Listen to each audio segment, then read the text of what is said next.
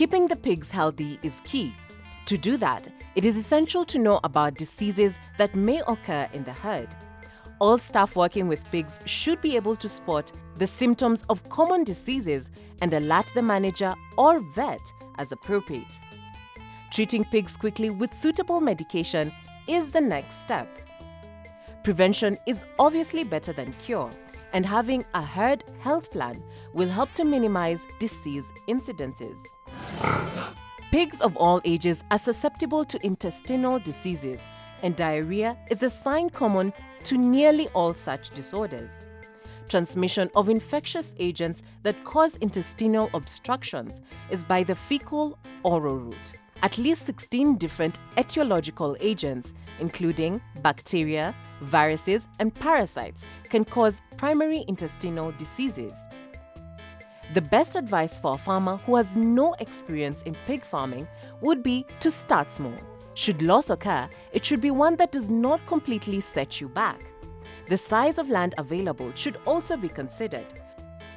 Few pigs will occupy less land than a big number of pigs. Keeping a big number of pigs in a small area will contribute to faster spreading of diseases and higher death rates. Pigs are kept in piggeries. The size of a piggery constructed will depend on the number of pigs to be kept by the farmer. A large, spacious pen is suitable for a large number of pigs and vice versa. For good profit, a farmer should keep not less than 10 pigs. It would take about 14 months to realize returns on investment on pig farming in Kenya, which also depends on the number of pigs reared. There's something called mange, which you find it in their skin, flaky and whatever. It's not serious, but you don't like to see a pig that's not looking pink and nice. You want to see your pigs looking healthy. They get small infections here and there, and we manage it very well here. There's some medicine. There's a vet who comes once in a while when we call him and as and when we want him. And he also comes once in a while just to do his rounds in case there is anything. The housing should be washed and dried between each batch of sows weaned.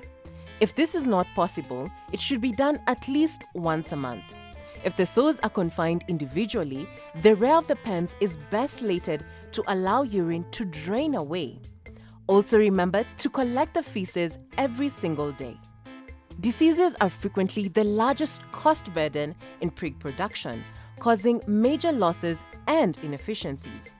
Modern pig production with all-in, all-out by room building, or preferably site, has been developed to reduce the pathogen challenge to pigs from other pigs. It also depends on good cleaning and disinfecting between each batch to prevent carryover in the buildings, and if this is not achieved, disease will increase. Even in more continuous production systems with larger and more endemic disease problems, reducing the challenge to pigs from the buildings by good cleaning will have a huge impact on disease levels. In acute disease outbreaks, cleaning is an integral part of control, while in chronic situations, improved cleaning leads to better growth and lower medication requirements due to lower disease infections. Disinfectants should be used to kill both harmless and disease-producing organisms. They act either as bacterial poisons, coagulate bacterial protein, or act as oxidizing or reducing agents. Antiseptics normally prevent bacterial multiplication and are used for cleaning skin or wounds. Some disinfectants in a more dilute form may act as antiseptics.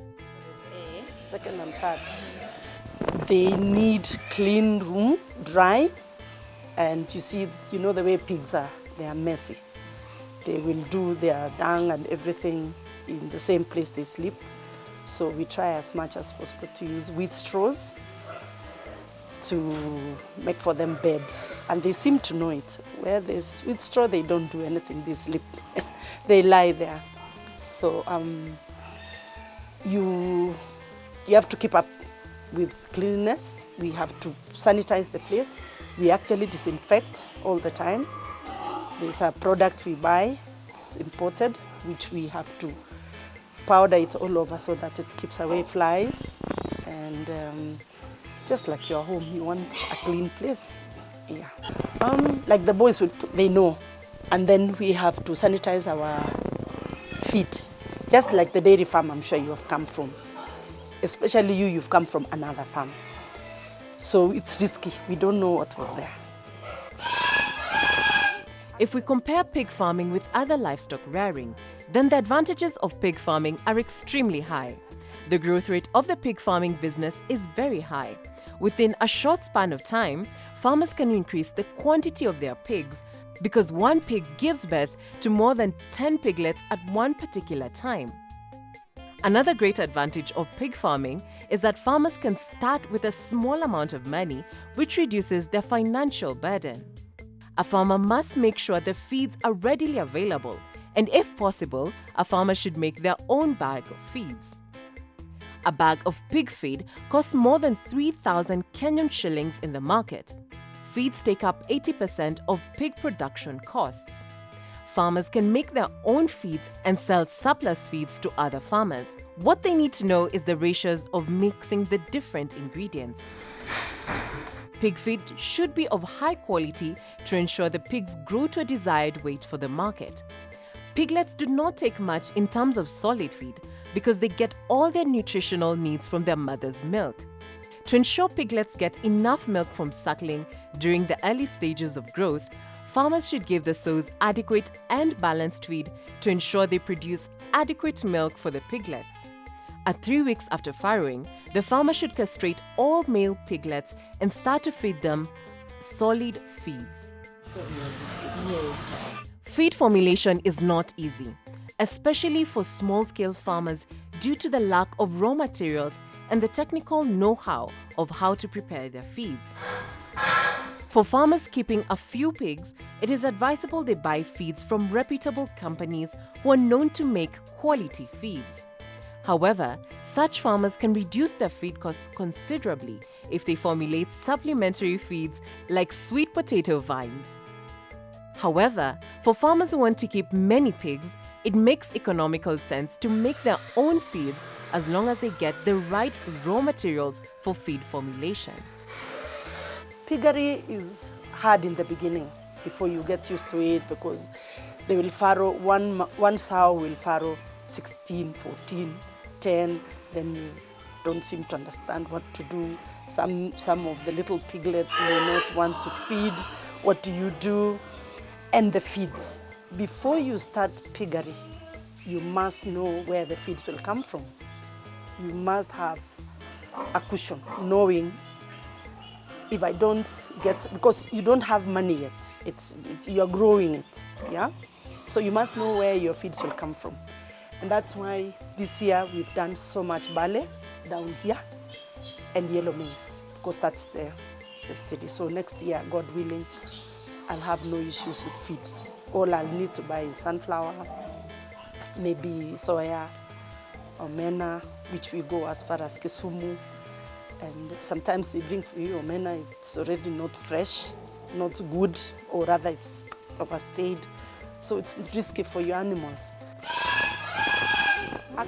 Farrowing and care of newborn piglets is a key aspect in pig production. A farmer should aim for the sow to farrow as many times as possible with minimum piglet losses. Piglets are mostly lost through death caused by trampling by the sow. It is for this reason that sows are confined in specialized pens to prevent trampling. Mixing sows and their litters in group lactation pens after initial period of 7 or 14 days induces behavioral changes in sows and piglets compared to housing them in farrowing crates during lactation. To accomplish this, farmers can erect fixed or removable guardrails to divide the pen and keep the sow to one side. They might fear that the sow may not be able to get enough exercise, but the suckling period of 6 to 8 weeks is relatively short. It is in fact more strategic to keep the sow confined with her litters. Farmers can further develop the pen into single or double row units as the number of sows and piglet increases. The building can be extended to accommodate 2 to 4 more sows by adding 2 pens for fattening at one end every time a farrowing pen is added to the other end. Semi-covered manure alleys along the outside walls should be separated from the rest of the pen. This arrangement will allow the rainwater to help flush away the waste into the drain channel and onto the manure pit, which must have the capacity to contain this water. One pig from farrowing to selling will consume about 7,800 to 8,000 each. And selling it will be 230 shillings farmer's choice per kilo dead weight. So if it is 80 kilos times 230, then you also get a bonus from farmer's choice when it's graded. Yeah. So I guess because it's many safari moja, that is where you get that the profit from. Yeah, it's good business if you do it right way and put back the money where it belongs. It's a good business. Yeah, it's a good business. That's all we had for you today on Smart Pigs. Until next time, keep it KTN Farmers TV.